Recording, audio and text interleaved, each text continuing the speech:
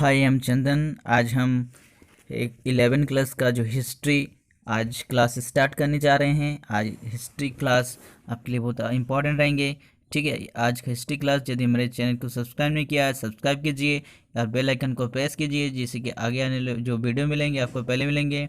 आज क्लास शुरू करने जा रहे हैं, इस क्लास को देखते रहिए। ठीक है, इसके साथ साथ मैं ऑब्जेक्टिव क्वेश्चन भी कराते जाऊँगा।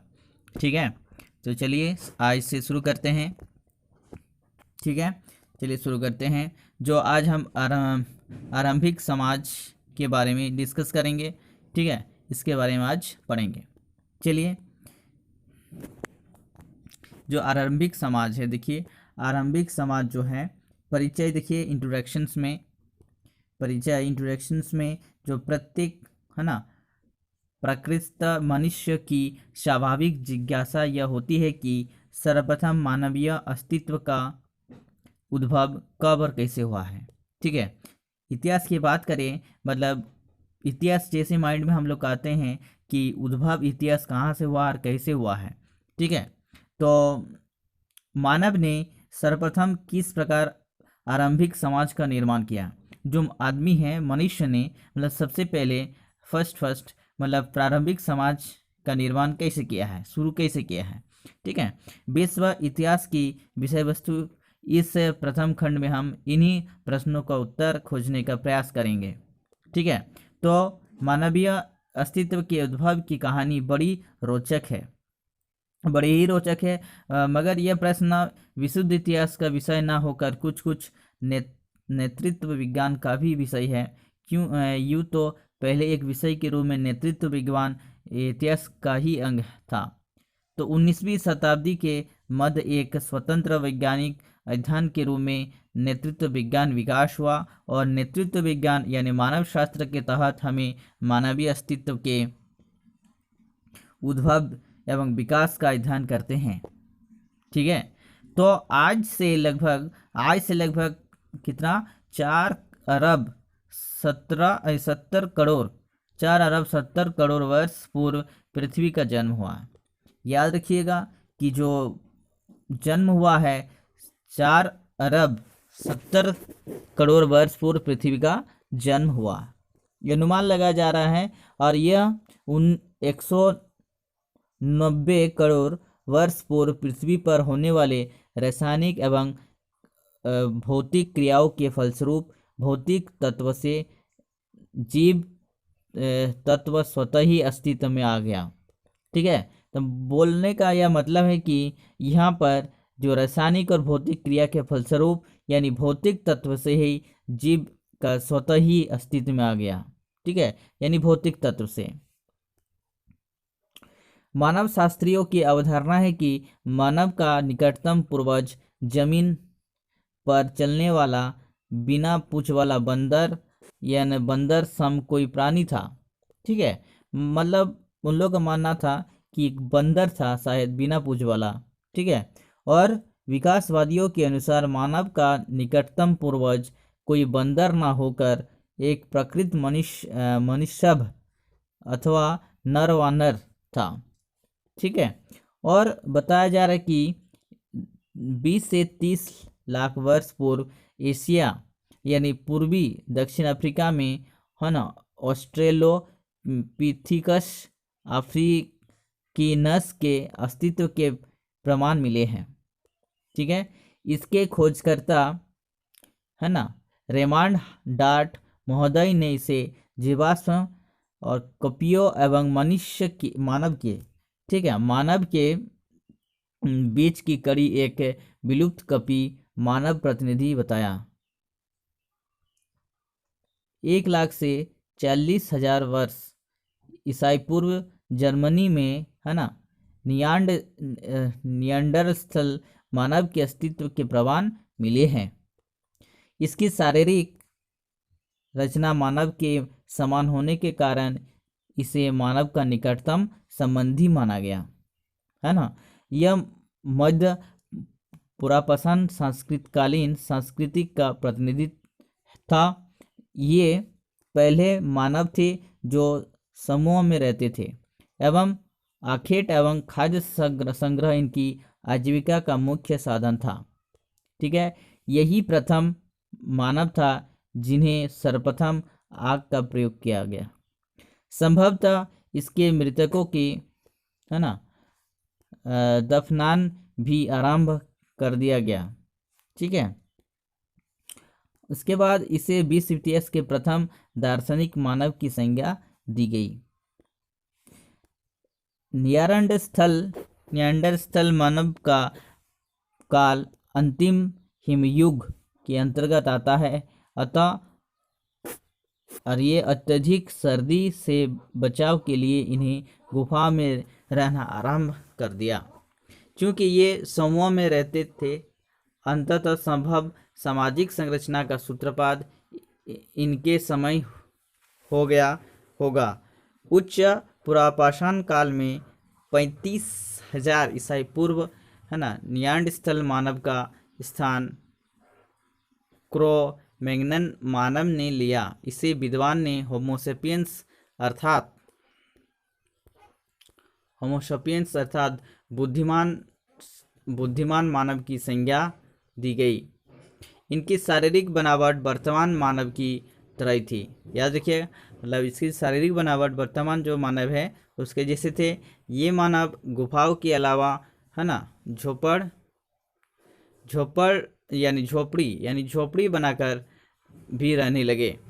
इन्होंने पशुओं की खाल का वस्त्र के रूप में प्रयोग किया आरंभ कर दिया था। इस मानव की कलात्मक अभिरुचि भी विकसित हो गई थी। मध्य पाषाण काल जो कि है 10,000 से 5,000 ईसाई पूर्व तक आते आते यह कलात्मक अभिरुचि और अधिक विकसित हुई। मध्य प्रदेश में भोपाल के निकट भीमबेटका से मिले शैल चित्र का प्रमाण है। ठीक है, तो भोपाल के निकट, मध्य प्रदेश के भोपाल के निकट भीमबेटका से मिले ये प्रमाण हैं। ठीक है, नेक्स्ट बात करें इसमें से कि नवपाषाण काल। जो नवपाषाण काल है 7,000 से 1,000 ईस्वी पूर्व में मानव ने आखेट से कृषि की ओर पदार्पण किया। विश्व इतिहास की यह एक क्रांतिकारी घटना थी। कृषि कार्य ने मानव का स्थायी रूप से एक स्थान पर घर बनाकर रहने के लिए बाध्य किया। चूँकि कृषि एक सामूहिक कार्य है, अतः प्रारंभिक समाज व्यवस्था के स्थायी प्रमाण हमें नवपाषाण काल से ही मिलते हैं।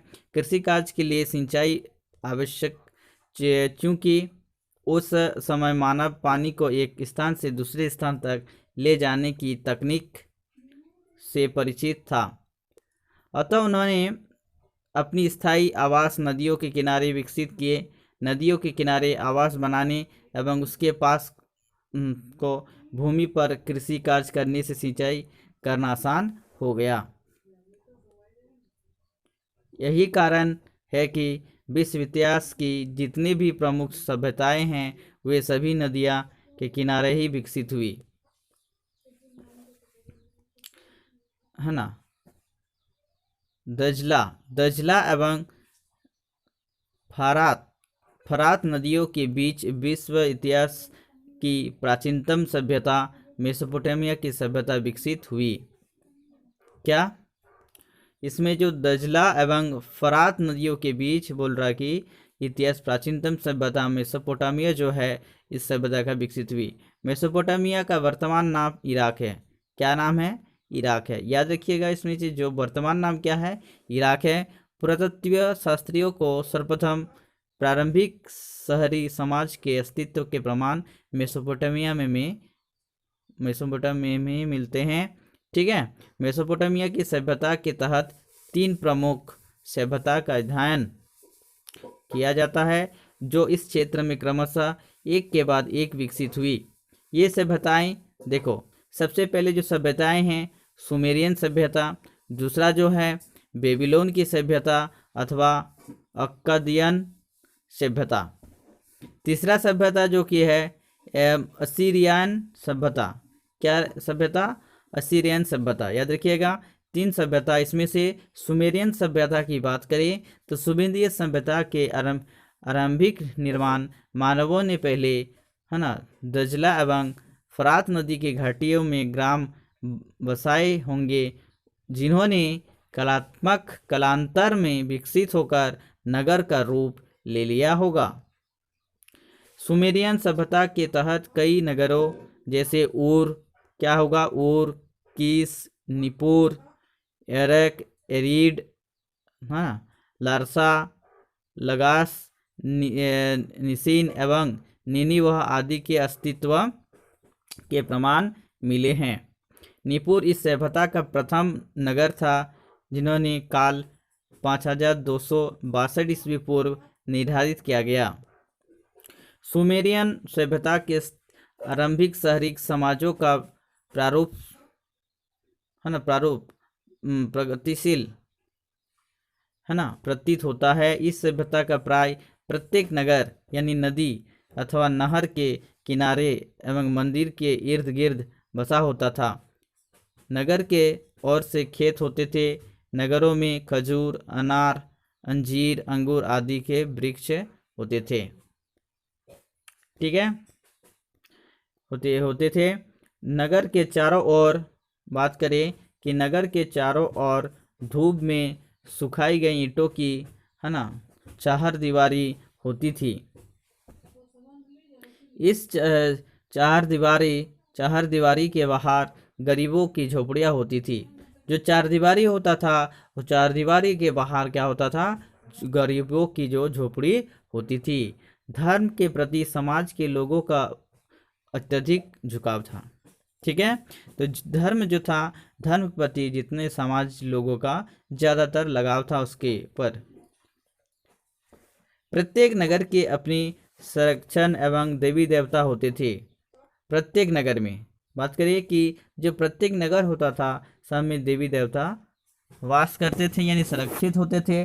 प्रत्येक नगर में देवता का मंदिर होता था। प्रत्येक मंदिर में जो है देवता का मंदिर होता था। निपुर नगर का प्रमुख देवता एनलिल था। जो निपुर नगर था वहाँ का जो प्रमुख देवता है एनलिल था। और सुमेरियन समाज के लोग अकेश्वरवादी थे। सुमेरियन जो सभ्यता थे, उन लोग का कैसा सभ्यता मतलब एकेश्वर थे, परंतु बाद में इन्होंने प्रकृति का पूजा आरंभ कर दिया था। इनमें वायु का देवता एनलिल था। वायु का देवता उस समय सुमेरियन का क्या था, एनलिन था। ठीक है, एनलिन। पृथ्वी का देवता एनकी, पृथ्वी का देवता को एनकी बोलते थे। और आकाश का देवता को अनु क्या बोलते थे, अनु। याद रखना कि जो वायु के देवता को एनलिल और पृथ्वी के देवता को एनकी और जो वायु का देवता आकाश का देवता को बोलते हैं अनु। ये लोग सूर्य को उटू एवं चंद्रमा को नान्नर कहते थे। इन लोग ये सुमेरियन समाज में रहने वाले लोग कहते थे। ठीक है, सूर्य को क्या कहते थे, उटू कहते थे, और चंद्रमा को नन्नार कहते थे। आरंभिक सुमेरियन समाज 3 वर्गों में विभाजित थे। उच्च वर्ग में राज परिवार के लोग और उच्च अधिकारी एवं पुरोहित आते थे। ठीक है, मध्य वर्ग में स्वतंत्र नागरिक और होते थे, सामंत एवं व्यापारी आते थे। जो मध्य वर्ग में स्वतंत्र नागरिक होते थे और सामंत और व्यापारी आते थे, तथा इन निम्न वर्ग के तहत कृषक और दास वर्ग आते थे। निम्न वर्ग में कौन कौन आते थे, निम्न वर्ग में जो आते थे वो कृषक एवं दास, खेती करने वाले आदमी, और जो दास सेवा करने वाले आदमी। ठीक है, और सुमेरियन समाज में स्त्रियों की दशा काफ़ी अच्छी थी, है ना। और स्त्रियों को ऐसे बहुत से अधिकार प्राप्त थे जो परवर्ती युगों में उन्हें कभी भी प्राप्त नहीं हुए। असीरियन समाज में लगभग विवाह प्रथा अस्तित्व में आ गई थी।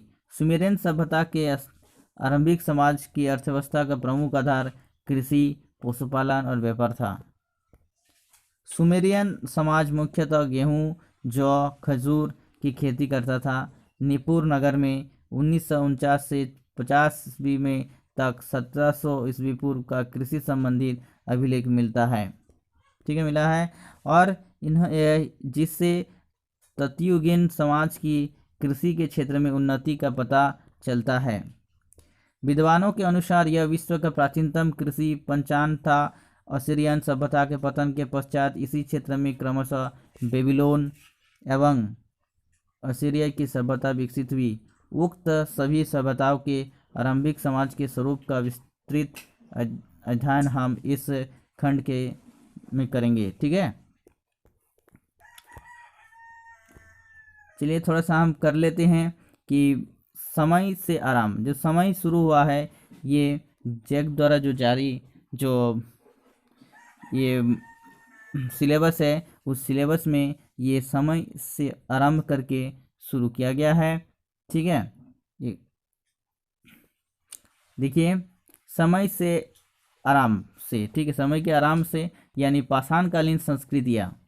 ठीक है, तो देखिए अपने मानव सभ्यता का इतिहास जानने के पहले प्रत्येक जिज्ञासु यह जानने के लिए उत्सुक रहता है कि मानव का जो आविर्भाव अर्थात